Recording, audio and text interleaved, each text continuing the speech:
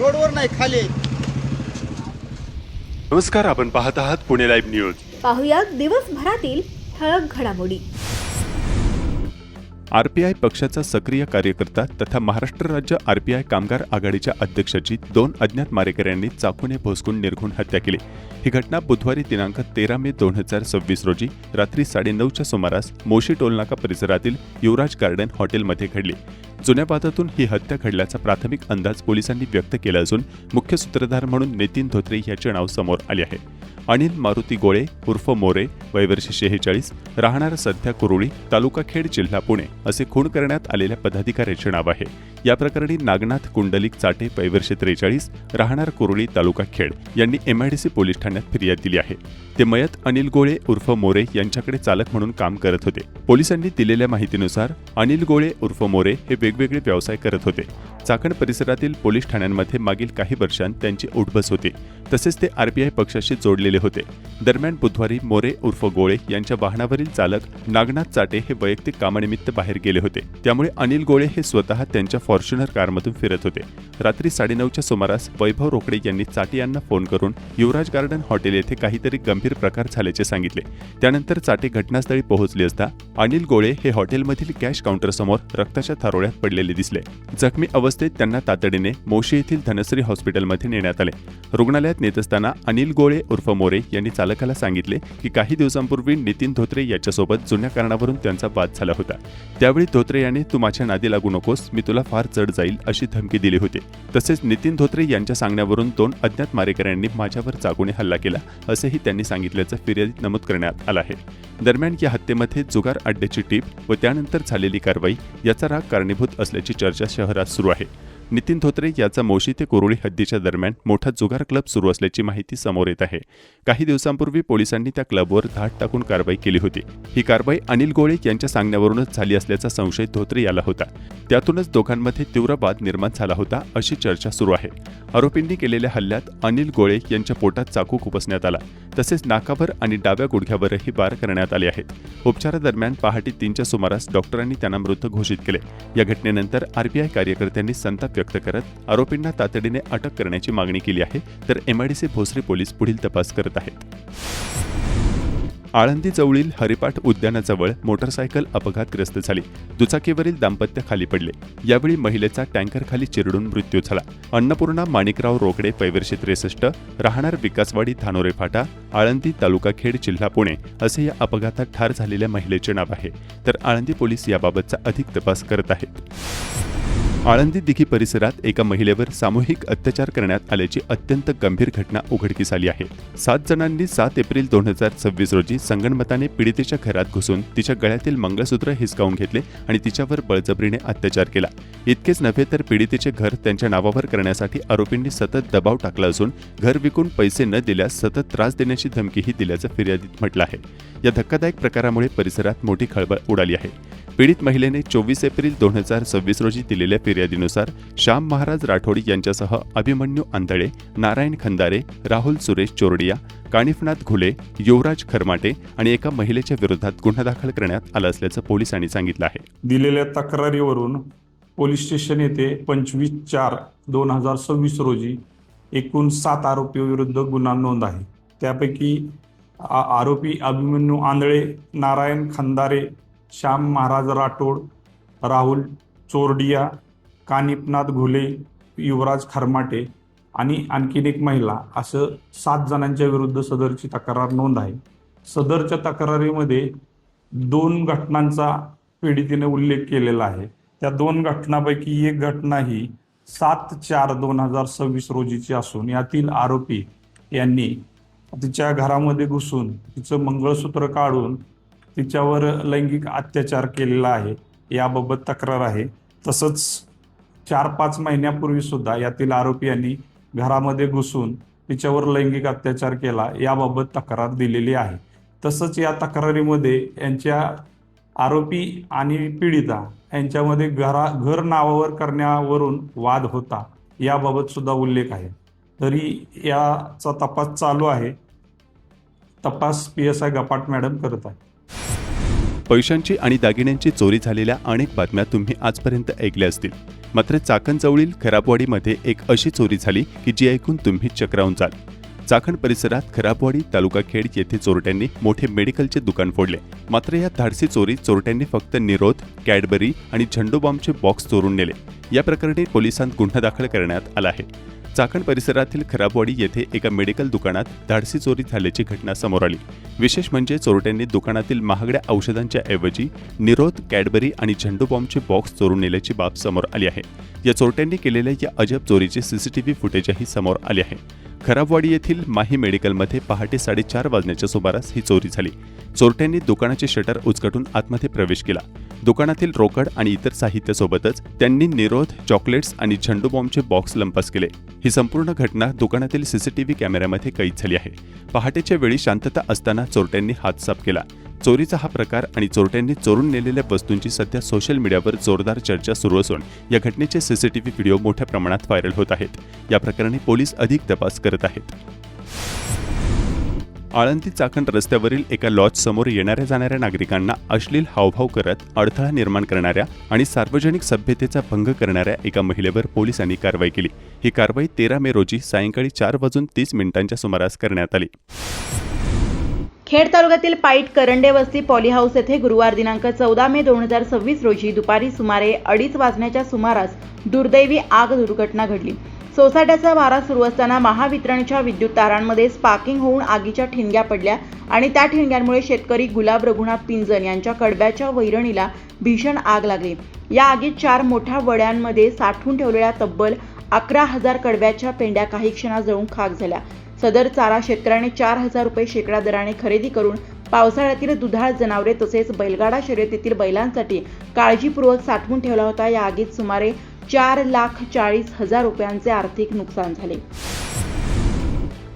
महाराष्ट्र दहशतवाद विरोधी पथकाने ATS पाकिस्तानी गँगस्टर शहजाद भट्टी याच्याशी संपर्कात आलेल्या व्यक्तींविरोधात राज्यभरात मोठी छापेमारी सुरू केली आहे. बुधवारी सकाळपासून विविध ठिकाणी मोहीम राबवण्यात येत आहे. राज्यातील 57 संशयितांपैकी पुण्यातील 4 जण शहजाद भट्टीच्या संपर्कात असल्याची धक्कादायक माहिती समोर आली आहे. ATSच्या वरिष्ठ अधिकाऱ्याने दिलेल्या माहितीनुसार राज्यभरातील भट्टी याच्याशी संबंधित 57 व्यक्तींचा शोध घेऊन त्यांची चौकशी करण्यात येत आहे. शहजाद भट्टी हा समाज माध्यमांच्या माध्यमातून तरुणांना देशविघातक कारवायांसाठी प्रवृत्त करत असल्याचा संशय आहे. या अनुषंगाने ही मोहीम हाती घेण्यात आली आहे. पुणे शहरातील वारजे तसेच शिरूर आणि चाकण परिसरात ATSने छापे टाकून संबंधित व्यक्तींची माहिती घेतली. काही संशयितांच्या हालचाली, मोबाईल संपर्क आणि समाज माध्यमांवरील व्यवहारांची पडताळणी करण्यात येत आहे. काही संशयितांचे मोबाईल जप्त करण्यात आल्याची माहिती सूत्रांनी माध्यमांना दिली आहे. प्राध्यापकास जबर मारहाण, तिघांवर गुन्हा दाखल. पुण्याहून नाशिकला निघालेल्या प्राध्यापकाची मोटार चाकणमधील आंबेटन चौकात अडवून गाडीला कट मारतोस का असा जाब विचारत तिघांनी संबंधित प्राध्यापकास जबर मारहाण केल्याची घटना घडली आहे. या प्रकरणी प्रसाद सुधाकर कुलकर्णी वय 53 वर्ष राहणार नाशिक यांनी उत्तर चाकण पोलीस ठाण्यात दिलेल्या फिर्यादीवरून एक अनोळखी महिला व 2 पुरुष यांच्यावर चाकण उत्तर पोलिसात गुन्हा दाखल करण्यात आला आहे. प्राध्यापक कुलकर्णी यांनी दिलेल्या तक्रारीनुसार ते आपल्या मोटारीतून पुण्याहून नाशिकला जात असताना काळ्या रंगाची महिंद्रा थार मोटर क्रमांक MH14 KL 3232 ही गाडी त्यांच्यासमोर येऊन थांबली. त्यातून 3 लोक खाली उतरले. त्यातील एकाने प्राध्यापकाच्या विचारले, माझ्या गाडीला कट मारतोस का असे म्हणत प्राध्यापक गाडीत असताना त्यांच्या नाकावर आणि तोंडावर हातातल्या कड्याच्या सहाय्याने जोरदार मारहाण केली. त्यामुळे त्यांच्या नाकाला व तोंडाला गंभीर इजा होऊन रक्त येऊ लागले. त्यानंतर संबंधितांनी पुन्हा तोंडावर जबर मारहाण केली. तसेच प्राध्यापकाच्या गाडीची समोरील काच हातातील कड्याने फोडून गाडीचे नुकसान केले. तसेच प्राध्यापकाला व प्राध्यापकाच्या पत्नीला व मुलीला शिवीगाळ केल्याचे तक्रारीत नमूद करण्यात आले. याबाबत चाकण उत्तर पोलीस अधिक तपास करत आहेत. पुणे नाशिक महामार्गावरील वाहतूक कोंडी फोडण्यासाठी अत्यंत महत्त्वाच्या मानल्या जाणाऱ्या नाशिक फाटा ते खेड एलिव्हेटेड कॉरिडॉर प्रकल्पाची भूसंपादन प्रक्रिया संथ गतीने सुरू असून हा प्रकल्प अद्याप रखडलेला आहे. सुमारे 7,827 कोटी रुपयांच्या या महत्त्वाकांक्षी प्रकल्पासाठी तांत्रिक निविदा प्रक्रिया पूर्ण झाली असली तरी जोपर्यंत 100% भूसंपादन पूर्ण झालेले नाही त्यामुळे भारतीय राष्ट्रीय महामार्ग प्राधिकरणाने प्रत्यक्ष कामाला सुरुवात केलेली नाही. त्यामुळे प्रवाशांना अद्याप प्रतीक्षा करावी लागणार आहे. नाशिक फाटा ते खेड राजगुरुनगर दरम्यानच्या 30 किलोमीटर लांबीच्या या 8 पदरी उन्नत मार्गासाठी एकूण 14 हेक्टर जमिनीची आवश्यकता आहे. यातील बहुतांश जमीन पिंपरी चिंचवड महापालिका आणि पुणे महानगर प्रदेश विकास प्राधिकरणाच्या PMRDA हद्दीत येते. PMRDA हद्दीतील नाणेकरवाडी, वाकीखुर्द, चिंबळी कुरुळे आणि मेदनकरवाडी या गावांमधील सुमारे 150 जमीन मालकांची जमीन संपादित करणे अद्याप बाकी आहे. भूसंपादनासाठी सुमारे 600 कोटी रुपयांच्या निधीची आवश्यकता असून राज्य सरकारने हा निधी देण्याबाबत सकारात्मक भूमिका घेतली असली तरी प्रत्यक्षात निधी वाटप आणि तांत्रिक अडचणीमुळे प्रक्रिया लांबणीवर पडली असल्याचे प्रशासनातील काही अधिकारी सांगत आहेत. 40 वर्षे प्रलंबित असलेला स्मशानभूमीचा रस्त्याचा वाद मिटला. अंत्यसंस्कारासाठी जाणाऱ्या ग्रामस्थांची होणारी हळसांड थांबणार. मांजरेवाडी धर्म तालुका खेड येथील गेले 40 वर्षे प्रलंबित असलेला स्मशानभूमीच्या रस्त्याचा वाद मिटल्यामुळे रस्ता होण्याचा मार्ग मोकळा झालाय. अंत्यसंस्कारासाठी जाणाऱ्या नागरिकांची मोठी गैरसोय दूर होणार आहे. स्मशानभूमीकडे जाणारा रस्ता गेले 40 वर्षापासून वादात अडकला होता. अर्धा किलोमीटर अंतराचा रस्ता शेतकऱ्यांचा बांधावरून तसेच शेतातून भीमा नदीकडे जात होता. पावसाळ्यात तर रस्त्यावरून जाताना गुडघाभर पाय चिखलात जात होते. पावसाळ्यात निसरडा रस्ता, सर्वत्र चिखलाचे साम्राज्य असल्यामुळे नागरिकांचे हाल व्हायचे. 20 वर्षापासून या रस्त्याचे काम व्हावे अशी ग्रामस्थांची भावना होती. गावात बैठक घेण्यात आली व स्मशानभूमीकडे जाणाऱ्या रस्त्यालगतच्या शेतकऱ्यांची प्रत्येकांची 5 फूट शेतजमीन घ्यायची असे ठरले आणि शेतकऱ्यांनी स्वतः पुढे येऊन शेतजमिनी दिल्या. शेवटी स्मशानभूमी रस्त्याचा मार्ग मोकळा झाला. एकाच रात्री 3 रोहित्रे फोडली. रोहित्र चोरट्यांचे प्रताप खेड तालुक्यात सुरूच आहेत. एकाच रात्री चोरट्यांनी 3 रोहित्रांचे नुकसान करत त्यातील तांब्याच्या तारा लंपास केल्याची बाब समोर आली आहे. काळूस, दौंडकरवाडी व मोहितेवाडी परिसरात चोरट्यांनी 3 रोहित्र फोडले असल्याची तक्रार महाराष्ट्र राज्य वीज वितरण कंपनीचे भोसे कार्यालयाचे विद्युत सहाय्यक निखिल मुंडे यांनी उत्तर चाकण पोलिसात दिली आहे. बोरगिरी ते बोरवली मार्गावरील एसटी बसेस अत्यंत दुरवस्था झालेल्या आहेत. त्यामुळे मागील 2 दिवस ते बसेस रस्त्यात बंद पडत असल्याचे या भागातील नागरिकांनी पुणे लाईव्हला कळवले आहे. चाकण औद्योगिक भागातील खराबवाडी गावच्या हद्दीत नाफेड येथे मोठ्या प्रमाणावर टाकल्या जाणाऱ्या कचऱ्याला मोठी आग लागली. तब्बल 12 तास आग आणि धुराची लोट या भागात घुमसत होते. संपूर्ण लोकवस्तीत पसरलेल्या या धुराने नागरिकांना त्रास सुरू झाल्याचे स्थानिक रहिवासी बांधवांनी पुणे लाईव्हला फोनवरून कळवले आहे. माझं नाव नवनाथ मस्के. काय प्रकार घडलेला आहे नेमका? तू तिथं अचानक आग लागली.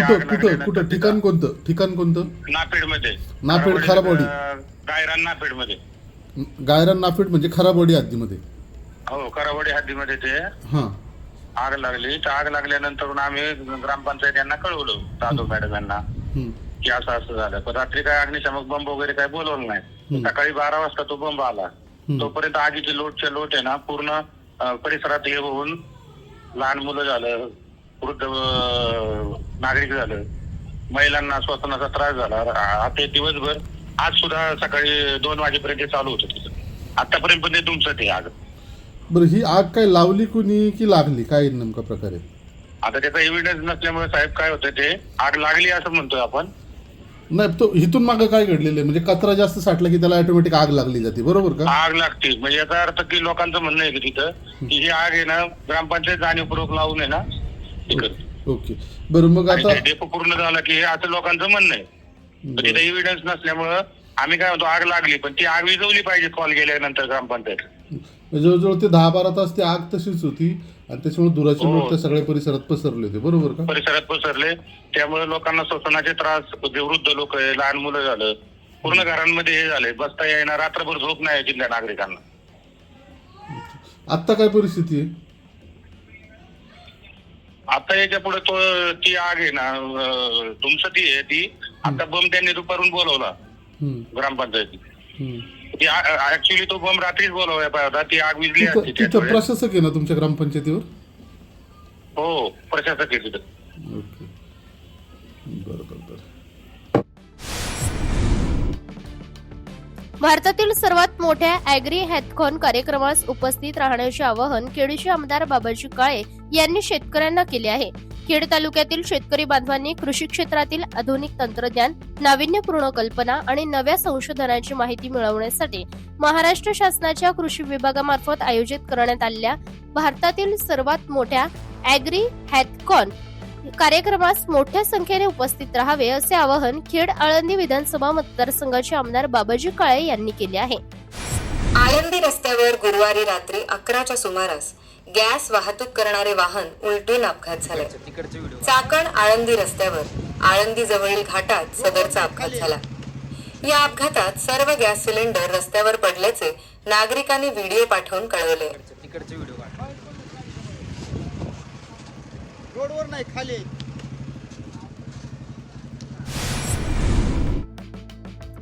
चाकण नगर परिषद 17 लक्ष लिटरच्या पाण्याच्या टाकीची भूमिपूजन. महाराष्ट्र सुवर्ण जयंती नगरोत्थान महाअभियान या योजनेतून मंजूर करण्यात आलेल्या चाकण नगर परिषदेच्या पाणी पुरवठा प्रकल्प अंतर्गत प्रभाग क्रमांक 6 राणूबाई मळा येथे 17 लक्ष लिटर क्षमतेच्या उंच पाण्याच्या टाकीचे भूमिपूजन उत्साहात पार पडले. सदर भूमिपूजन चाकण नगर परिषदेच्या नगराध्यक्ष मनीषाताई सुरेश भाऊ गोरे यांच्या शुभ हस्ते करण्यात आले. सारा कस्तुरी सोसायटीच्या समोरील मोकळ्या जागेत ही भव्य पाण्याची टाकी उभारण्यात येणार असून या प्रकल्पामुळे परिसरातील नागरिकांच्या दीर्घकालीन पाणी समस्येवर मोठा दिलासा मिळणार आहे.